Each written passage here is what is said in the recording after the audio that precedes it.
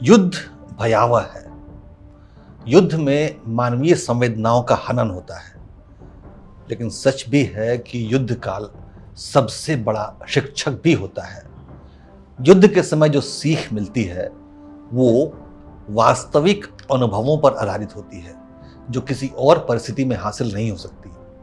पाकिस्तान के खिलाफ भारत की जंग मात्र 87 घंटे चली, लेकिन इस जंग के दौरान कई बहुमूल्य सबक भी हासिल हुए हैं, जिसमें सबसे बड़ा सबक ये था कि हमें यानी भारत को अब स्वदेशी हथियारों के जखीरे पर ज्यादा से ज्यादा भरोसा करना होगा।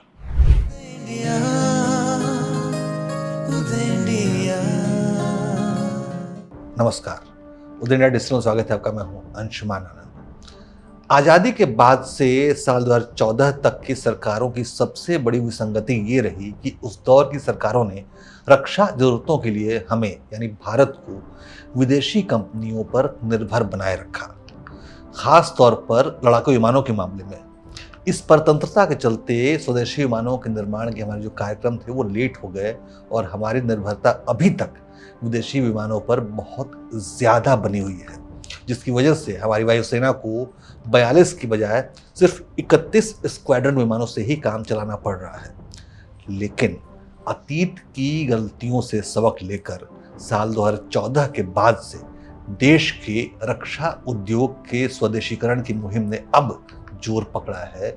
हमारे हथियार निर्माण के कार्यक्रम लेट तो अवश्य हुए हैं, लेकिन इसके बावजूद मोदी सरकार की चिर परिचित तेज स्पीड से काम करने की आदत के कारण हम अब लक्ष्य के बहुत करीब हैं।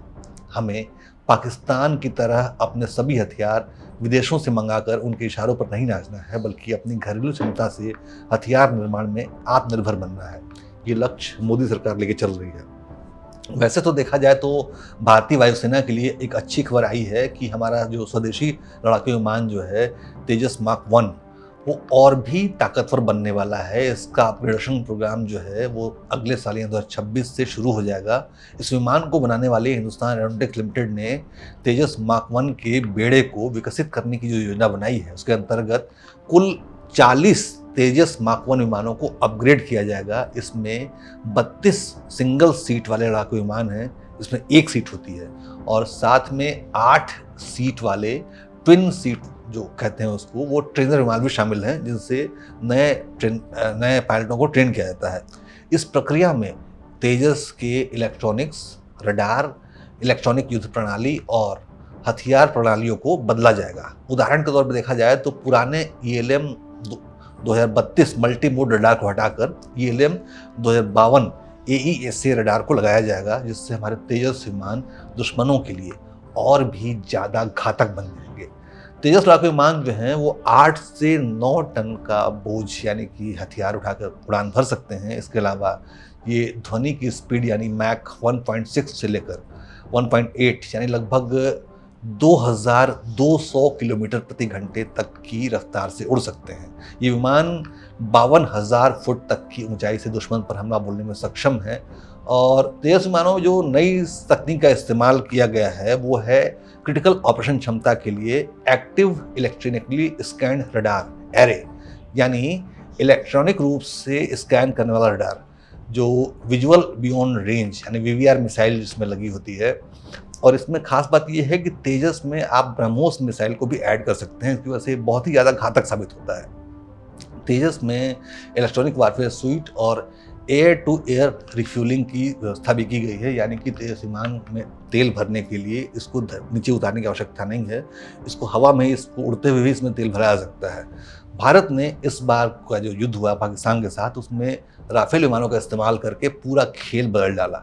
लेकिन विदेश से बहुत ज़्यादा हथियार मंगाना हमारी संप्रभुता को ठेस पहुंचाता है, क्योंकि विदेशी हथियार खरीदने, विशेषकर अति महत्वपूर्ण बड़े हथियार खरीदने पर एक बहुत बड़ी रकम हमारी जो विदेशी मुद्रा का भंडार है वो खर्च हो जाता है।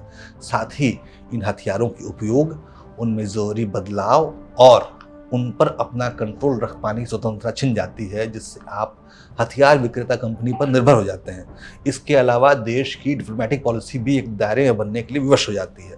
भारत को अपनी विदेश नीति को स्वतंत्र रखने की जरूरत है। समय समय पर घटती वैश्विक घटनाओं के अनुसार अपने देश के हित को देखते हुए नीतियों को बदलना, उसमें लचीलापन लाना बेहद जरूरी होता है।